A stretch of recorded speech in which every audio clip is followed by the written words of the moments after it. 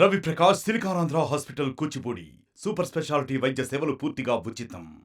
So CE గారికి నేను అదే సజెస్ట్ చేశాను దట్ ఇమ్మీడియట్గా వాళ్ళు అసెస్మెంట్ చేసుకోవాలి, ఏ టైంకి ఏం యాక్షన్ తీసుకోవడం జరిగింది అండ్ ఎక్కడ ల్యాబ్స్ అయిందో దాన్ని బట్టి రెస్పాన్సిబుల్ పర్సన్స్ మీద ఇనిషియేట్ చేయాలని, యాక్షన్ వెంటనే తీసుకోవాలని నేను చెప్పాను.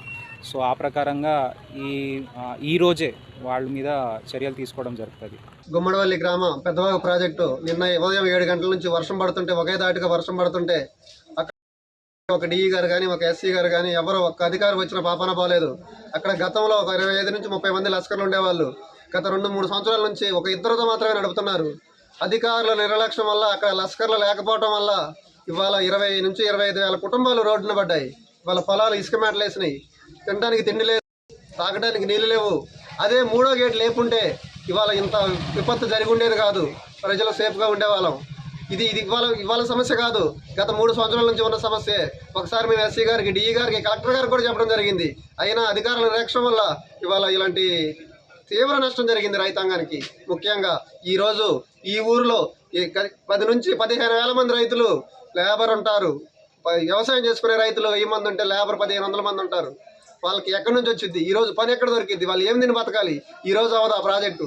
గత 2-3 సంవత్సరాలు పట్టింది అది అవ్వడానికి. అన్ని రోజులు ఈ ప్రజలు ఏం తిని బతకాలి, ఎలా బతకాలి? అధికారులు వచ్చి మాకు స్పష్టమైన హామీ ఇవ్వాలి.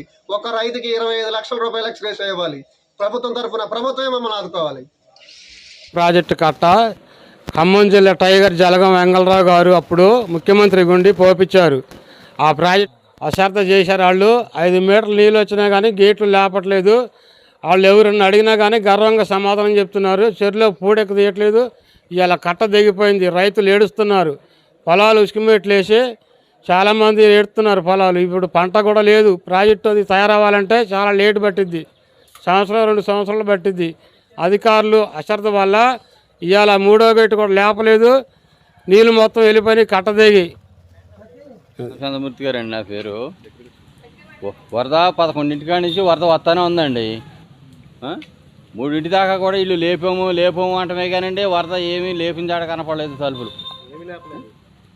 లాకులండి, పెదవాగు ప్రాజెక్టు వల్ల లాకులు ఫుల్గా అయిపోయాక ఎప్పుడో రాత్రి 8ంటికి మళ్ళీ లేపాము అన్నారండి. 7ంటికి ఇదేమో కట్ట పైపడి పొల్లిపోయి వచ్చేసిందండి. 3 గంటలు పడింది. ఆ 3 గంటల వల్ల మొత్తం పట్టేసిందండి ఇల్లు అన్నీ. అధికారులు నిదర్శనం అండి అది.